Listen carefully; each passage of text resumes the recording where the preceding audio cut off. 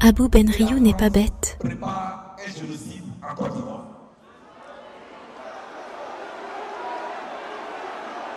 Je vous informe, M. Toy et l'ONU et la France préparent un génocide en Côte d'Ivoire. L'ONU qui prend ses habits de casse bleu aux rebelles qui s'habillent en casse bleu et qui transporte les armes des rebelles pour les déposer au Golfe Hotel.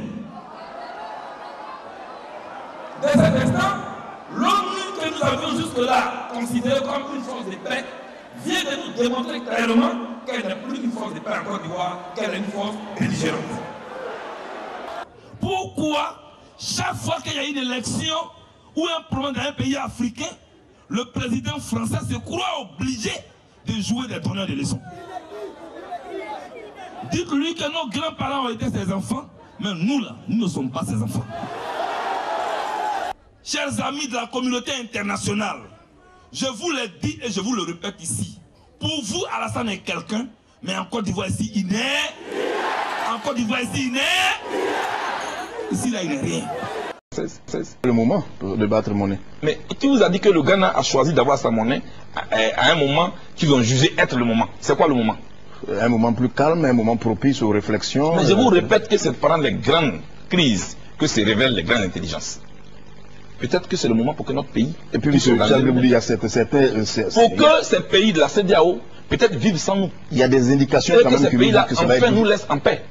Pour moi, tout se présente à nous.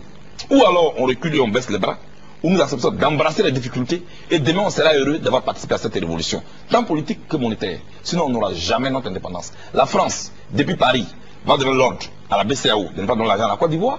La France, depuis Paris, va manipuler la BCEAO, la CEDEAO. La France, depuis Paris, va manipuler l'Union africaine. Je voudrais vous dire, toutes ces organisations et ces organismes que je viens de citer sont des succursales de Paris. 12 années plus tard, est-ce que vous avez le même commentaire que celui de non? Au moment où je tenais ce langage, M. Élysée, j'étais qu'un étudiant qui sortait de ces bancs. Et quand on sort de l'université, on a lu beaucoup de livres rouges. Donc tout de suite, on est dans nos rêves. Et puis après, la réalité nous rattrape.